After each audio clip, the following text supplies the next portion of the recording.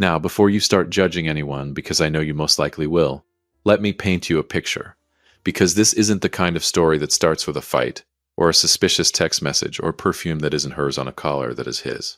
No. This story starts on a Tuesday, a completely ordinary, almost aggressively boring Tuesday. And it ends with me shaking hands with a man who has been sleeping, metaphorically I hope, in my marriage for 2 years. But we'll get there. Welcome back to Dad's True Revenge. Grab your snacks, get comfortable, and remember, the people in these stories had every chance to behave themselves. They just chose wrong. Drop a comment and be sure to subscribe. You're going to love it here. My name is Martins Calloway. I'm 39 years old. I drive a slightly dented Ford F-150 that I keep promising to fix. And I am, or at least I was, before Tuesday, a happily married man. My wife, Rebecca Calloway, is the CEO of Calloway Vance Capital, a mid-sized investment firm in downtown Chicago that she built from a pitch deck and sheer terrifying willpower. I say terrifying because I've seen her in a boardroom. The woman doesn't blink. She just stares at you until your soul quietly excuses itself and leaves the building. I love her. Deeply. Embarrassingly. Which is exactly why, on that particular Tuesday, I decided to surprise her at work with lunch. Thai food. Her favorite. Pad Thai with extra peanuts because I know my wife. I know her coffee order, her shoe size, the face she makes when she's pretending to listen but is actually mentally redecorating the living room. I know this woman. Or so I thought. The lobby of Calloway Vance Capital is the kind of place that makes you instinctively straighten your collar. High ceilings, marble floors, a front desk that looks like it costs more than my truck, and the repairs I've been avoiding. There's always soft jazz playing that nobody asked for, but somehow everyone tolerates.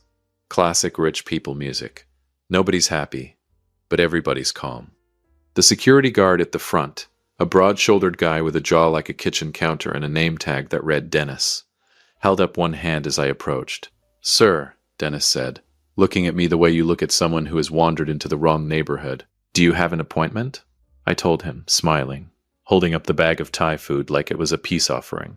"I'm here to see Rebecca Calloway. I'm her husband." There was a pause. Not a normal pause. Not the kind where someone is checking a list or reaching for a phone. This was the kind of pause that has weight to it. The kind of pause that, if you paid close attention, you could hear the precise moment a man decided whether or not to laugh in your face. Dennis laughed in my face. Not loudly. He was professional enough to keep it to a low rumble. But his shoulders shook, his eyes crinkled, and he pressed his lips together the way people do when they're trying very hard not to let the whole thing out. He looked at me, then he looked past me at the elevator bank behind me. Then he looked back at me with the expression of a man who has just been handed the punchline before the joke. "Sir," he said, his voice steady but betraying just a flicker of amusement, "I see Mrs. Calloway's husband every single day." He nodded slowly, deliberately, the way people do when they want you to really absorb the information. As a matter of fact, and then he pointed right over my shoulder. "There he is, coming out right now." I turned around, and I want you to understand something. In that moment, every logical explanation a reasonable human brain could produce, doppelganger, twins, elaborate prank, bad Thai food hallucination before I'd even eaten the Thai food, every single one of them fired at once and none of them stuck. Because the man walking out of that elevator was not me. He was not even close to me. He was taller, broader, with dark hair graying at the temples, and the kind of confident, long-legged stride that says I own something important. He was wearing a suit that had probably been measured, cut, and stitched specifically around his body by someone in Milan. He was carrying a leather portfolio and talking into a Bluetooth earpiece, and he looked, God help me, like the kind of man a CEO would marry. Meanwhile, I was standing there in dark jeans and a jacket, holding a plastic bag of Thai food, slowly becoming aware that I had a small stain on my sleeve that I was fairly certain was mustard from the sandwich I'd had for breakfast. We made eye contact. He ended his call, and something moved across his face. Not recognition, not confusion. Something careful, measured, like a man who had been trained to react to surprises, without showing that he was reacting to surprises. He slowed his walk just slightly, and that's when I knew. I didn't know what I knew, but I knew something. And then, because apparently I have a self-preservation instinct roughly equivalent to that of a golden retriever, I decided to play along. "Hey," I said, extending my hand, smiling like I wasn't internally screaming. Good to finally put a face to the name. He looked at my hand, then at me. Then he shook it, firm, once. Likewise, he said, his voice low and even, and then quieter, close enough that Dennis couldn't hear. He said 4 words that rearranged every single thing I thought I understood about my life. We need to talk. Now, a smart man would have said, absolutely not, handed him the pad thai out of spite, and called his wife on the spot. A wise man would have walked straight to his dented Ford F-150 and driven somewhere quiet to have a small dignified breakdown. I followed him to the coffee shop across the street. I know. But here is the thing about moments like this. Moments where reality cracks just slightly down the middle, and you can see something strange flickering behind it. You don't walk away. You can't. Every rational part of your brain is screaming leave. And every other part of you, the curious part, the stubborn part, the part that always needs to know how the movie ends, is already pulling up a chair. His name, he told me, was Special Agent Daniel Rourke, FBI, Financial Crimes Division.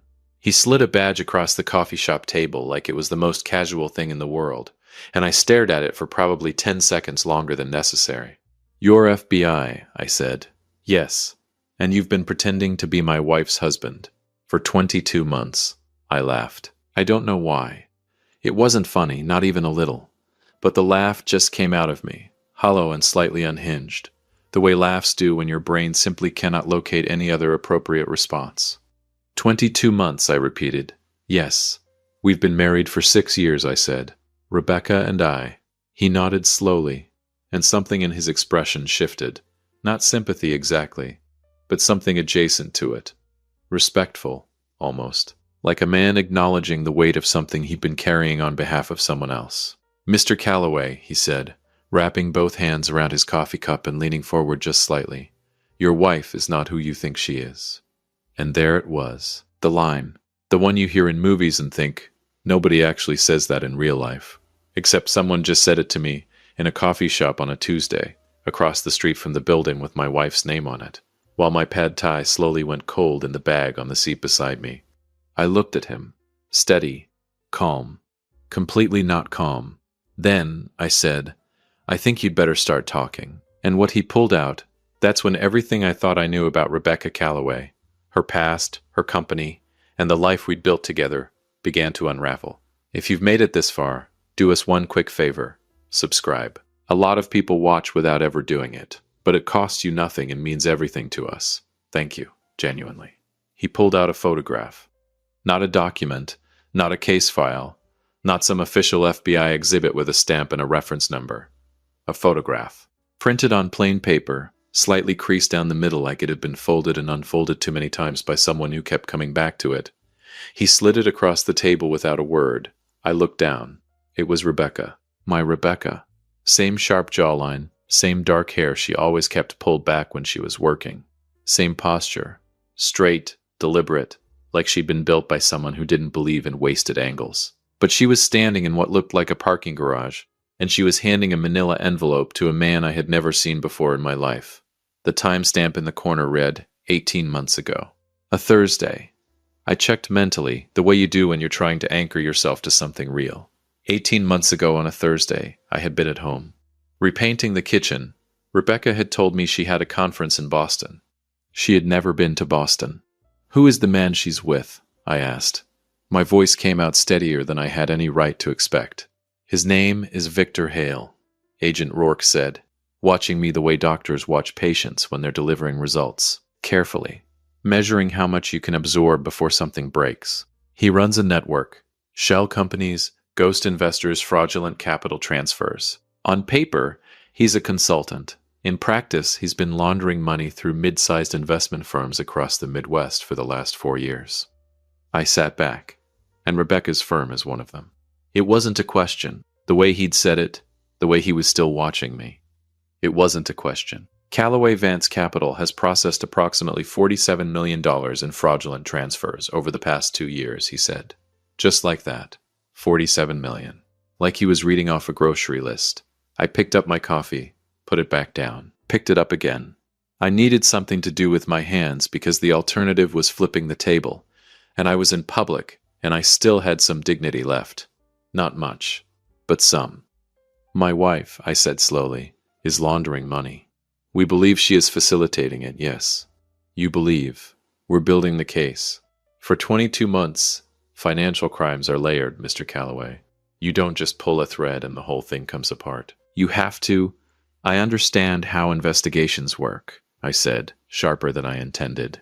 He stopped, gave me the silence. And I appreciated it, actually, because I needed exactly 4 seconds to feel what I was feeling before I locked it somewhere deep and practical, and got back to the conversation. I leaned forward. Why are you telling me this? I said. Because I walked in off the street with lunch. You don't blow a 22-month cover operation because a man showed up with Thai food. So why am I sitting here? And for the first time since we'd sat down, something moved in his expression that wasn't controlled. Something that might have been, if I was reading it right, relief. Because, he said, we've hit a wall. He talked for 40 minutes. I'll give you the version that doesn't require a whiteboard and 3 different colored markers. But understand, what he laid out was not simple. Victor Hale was careful, surgically careful. Every transaction that moved through Calloway Vance was clean on the surface, structured to look like legitimate investor activity. The kind of thing that takes a forensic accountant 6 months just to begin to understand. They had the transfers. They had the pattern. What they didn't have, what they'd been trying to get for the better part of a year, was the internal authorization trail, the documented proof that someone inside the firm had knowingly approved these transactions. That someone, he believed, was Rebecca. But Rebecca had not left a single fingerprint. Every approval that mattered had been routed through a secondary authorization system that existed, technically, under the signature of Calloway Vance's chief financial officer, a man named Greg Sutton, who, 3 months ago, had suffered a very convenient heart attack and died before the FBI could bring him in for questioning. Convenient, I said flatly. Very, Rourke agreed, and the way he said it told me he didn't think it was an accident either. And without Sutton, every trail we have stops at a dead man's desk. I was quiet for a moment. Outside the coffee shop window, Chicago moved the way Chicago always moves. Loudly, indifferently, completely unaware that a man sitting 3 feet from the window was in the process of having his entire life reassembled into a shape he didn't recognize. You said you've hit a wall, I said. What does that have to do with me? He reached back into the portfolio. This time he pulled out a single sheet of paper, not a photograph, a document, and laid it on the table facing me. I read it. Then I read it again. This is a wire transfer record, I said. Yes. With my name on it. Yes. The number on the document was $420,000. The account it had been transferred to was registered under a holding company. The account it had been transferred from was mine, my personal savings account, the one Rebecca had helped me set up when we consolidated our finances 2 years into the marriage. The one I checked maybe 3 times a year because I am apparently the world's most trusting idiot. This transfer was made 14 months ago, Rourke said quietly, from your account. You didn't make it. No, I said. I did not. We know that. Do you?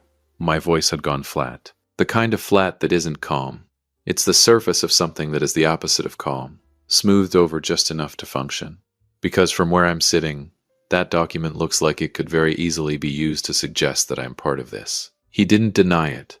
And that, the fact that he sat there and did not deny it, told me more than anything else he'd said in the last 40 minutes. Someone set me up, I said. Someone created a contingency, he said carefully. Something that could be used, if necessary, to redirect attention. To me, to you. I laughed again. That same hollow, slightly unhinged laugh from earlier.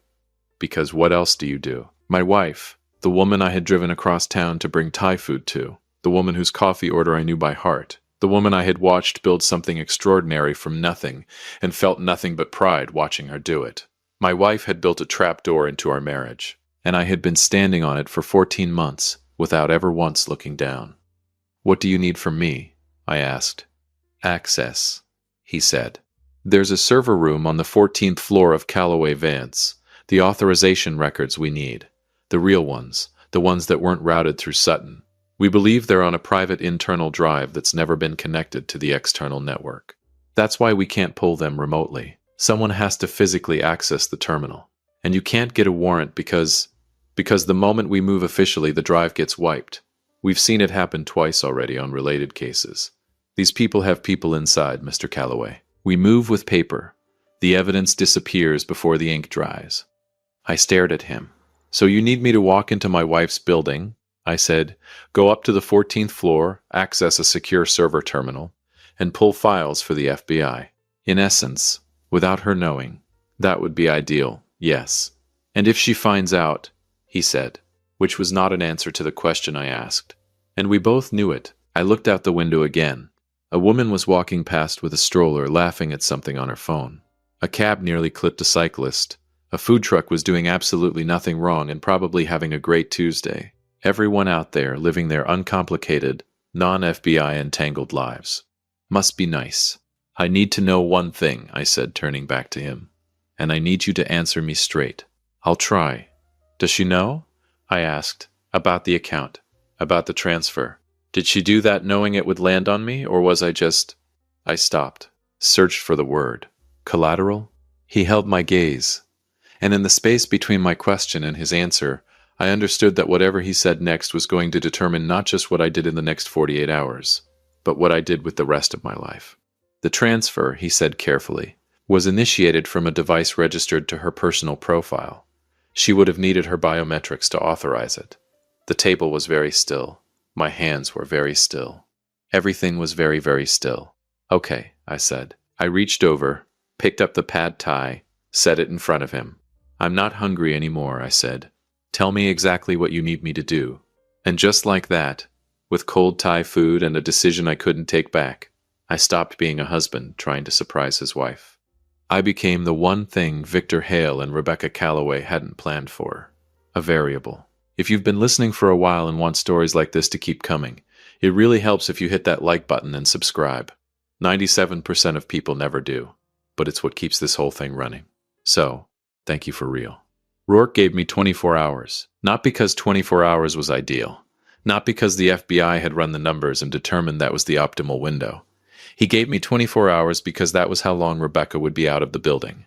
She had a quarterly review dinner that evening with her board, followed by what her assistant, who Rourke had apparently been quietly cultivating as a source for the better part of 6 months, God bless her, had confirmed was an overnight stay at the Langham Hotel with 2 of her senior partners. 1 night, 1 window.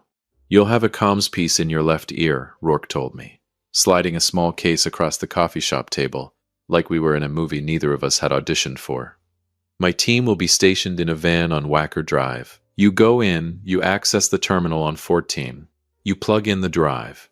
He handed me something that looked like an ordinary USB drive, but presumably was not ordinary in any way that mattered. And you let it run. 60 seconds, maybe 90. Then you walk out. And Dennis? I said. The guard? The man who laughed at me this morning? Dennis clocks out at 6. The evening guard is a man named Paul. Paul has been fully briefed. He'll let you through without logging the visit. You have the evening guard. We've been planning this for a while, Mr. Calloway. Clearly, I said. You just needed a husband. He didn't argue with that. I went home that afternoon and I sat in my kitchen, the kitchen I had repainted while Rebecca was supposedly in Boston. And I did something I hadn't done in a very long time.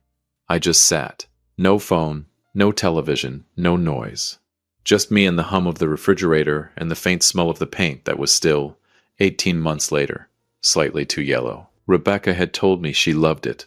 She'd kissed me on the cheek when she came home from her fake conference and said, Martins, it's perfect.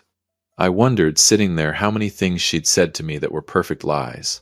Then I stopped wondering, because that particular road had no good ending, and I needed to be functional in approximately 4 hours. At 5:30 I put on the jacket.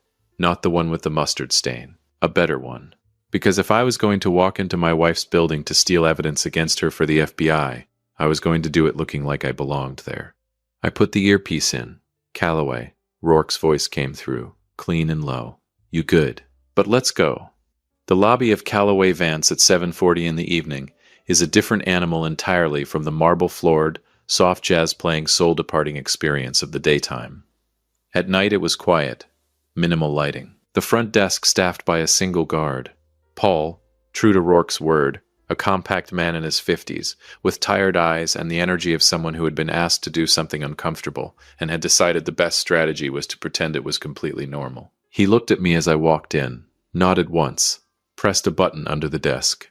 The turnstile clicked open. We didn't speak a single word to each other, and it was genuinely the most professional interaction I had ever had with another human being. The elevator to 14 was in a secondary bank at the back of the lobby, accessible only with a key card. Rourke had handled that too.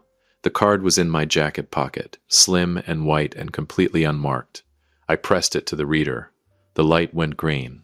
The doors opened. "Smooth so far," Rourke said in my ear. "Don't," I told him. "Don't what?"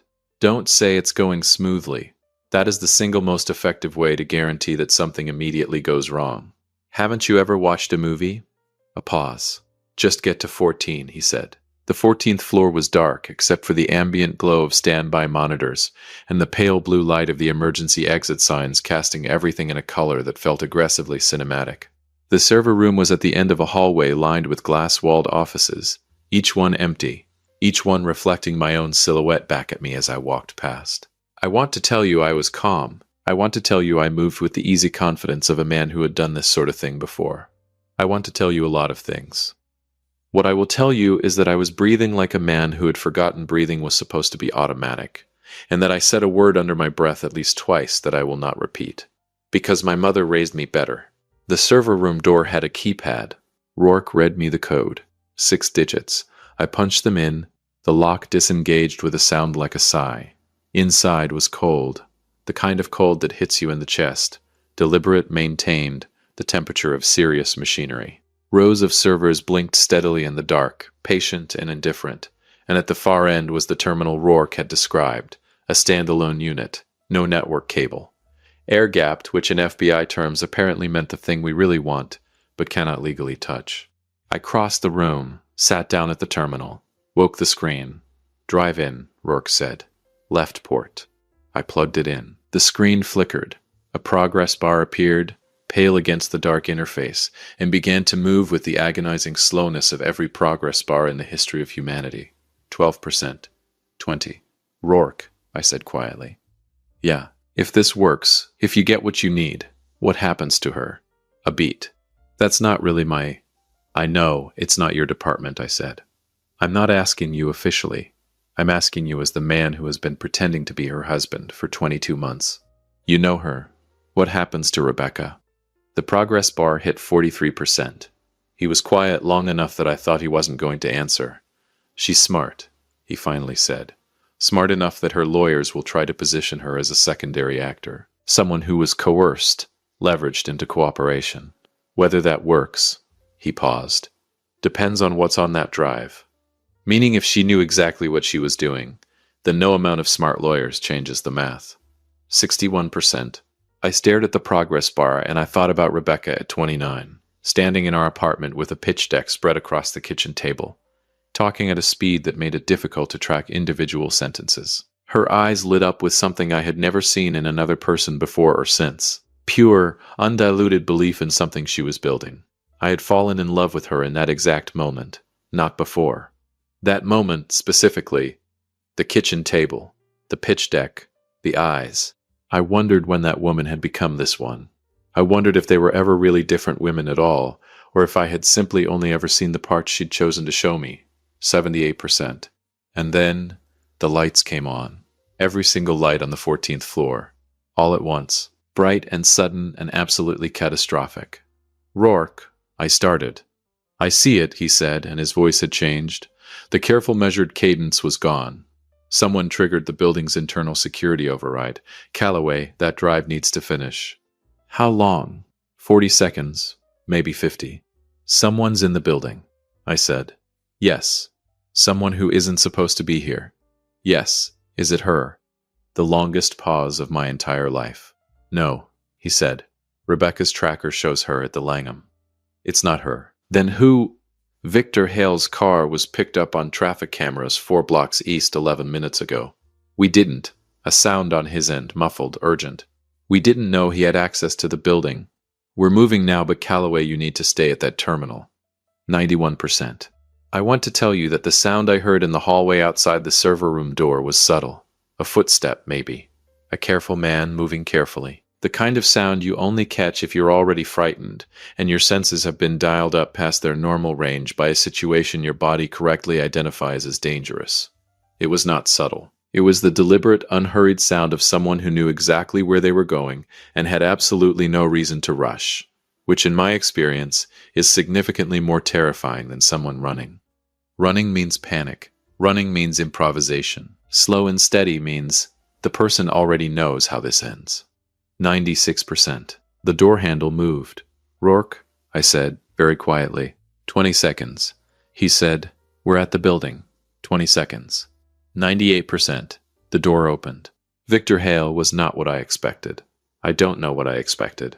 Something villainous, I suppose. Something that announced itself. He was instead a man of about 60, medium height, silver-haired, wearing a coat that cost more than my truck. He looked standing in the doorway of that server room like someone's distinguished grandfather, except for the eyes. The eyes were the eyes of a man who had made a significant number of decisions in his life and felt, at most, administrative regret about any of them. He looked at me. He looked at the terminal. He looked at the drive. 99%. "Mr. Calloway," he said. His voice was pleasant, conversational. The voice of a man ordering wine at a restaurant, not the voice of a man who had just walked in on someone stealing evidence that would dismantle everything he'd spent 4 years building. "I've been curious about you." "Funny," I said. "I've only known you existed for about 8 hours. He smiled. It didn't reach the eyes. Nothing reached the eyes. "You should take that out," he said, nodding at the drive, "and give it to me, and we can have a conversation about how this doesn't need to be any more complicated than it already is." 100%. The drive ejected with a soft click. I pulled it from the port. "Here's the thing, Victor," I said, standing up slowly, the drive in my closed fist, my heart doing something medically inadvisable inside my chest. "I'm not actually a complicated man. I drive a dented truck. I repaint kitchens. I bring my wife Thai food on Tuesdays." I paused. "Or I used to." He took one step into the room. The stairwell door at the end of the hallway exploded open. "FBI, nobody move." Rourke came through the door with 2 agents behind him, and the server room filled very suddenly with flashlights and shouting, and the specific organized chaos of people who have trained for exactly this moment finally getting to do the thing they've been waiting 22 months to do. Victor Hale looked at me one last time. The pleasant expression was gone. What was underneath it was not pleasant at all. They took him in the hallway. It was efficient and fast, and nothing like the movies, which is somehow both disappointing and deeply reassuring. Rourke appeared in the doorway of the server room, breathing harder than a federal agent was probably supposed to admit to, and looked at my closed fist. "Tell me you held on to it," he said. I opened my hand. The drive sat in my palm, small and white and unremarkable, the most expensive thing I'd ever held. He let out a breath. "You did good, Calloway," he said. "I want that transfer record expunged," I said. "My name, my account, all of it. I want it gone. Done. And I want to know what's on this drive before she does. Before anyone does. I want to know who she actually is." He looked at me for a long moment, something in his face that was, this time, unambiguously close to sympathy. "You sure about that?" he said. I thought about the kitchen table, the pitch deck, the eyes. "No," I said honestly, "but tell me anyway." They told me 3 days later, in a conference room with bad coffee and fluorescent lighting that made everyone look slightly guilty regardless of what they'd done. The drive contained everything. 4 years of authorization records, transfer approvals, internal communications. Rebecca had not been coerced. She had not been leveraged. She had walked into the arrangement with Victor Hale at the very beginning, when Calloway Vance was still 18 months from profitability, and she had needed capital she couldn't source legitimately. She had made a choice, and then she had made $47 million worth of additional choices to protect the first one. And somewhere in the middle of all of it, she had married me.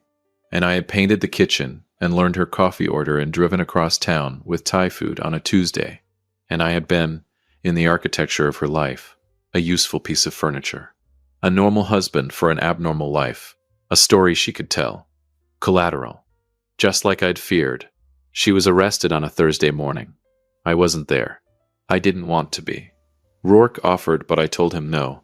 There are things you don't need to see, things that won't make you feel better, and watching them put handcuffs on the woman you loved is one of them. I drove instead. No destination. Just Chicago moving past the windows of my dented Ford F-150, loud and indifferent as always. My phone rang at some point. I didn't answer. At a red light somewhere on the north side, I looked at the passenger seat where the bag of Thai food had sat 2 days ago, cold and untouched, while I agreed to walk into a burning building for the FBI. I almost laughed. Almost. The light turned green. I drove, and somewhere behind me, in a city that was already moving on to its next story, the woman I had loved was learning that the most dangerous thing about building a life on secrets isn't getting caught. It's realizing that somewhere along the way, between the lies and the laundering and the carefully constructed contingencies, there had been one thing that was real. And she had spent 2 years building a trapdoor underneath it. If you like this story, join our community by hitting that like button and subscribing for more real, raw, and family-centered stories. And as always, thank you for being a part of this sphere.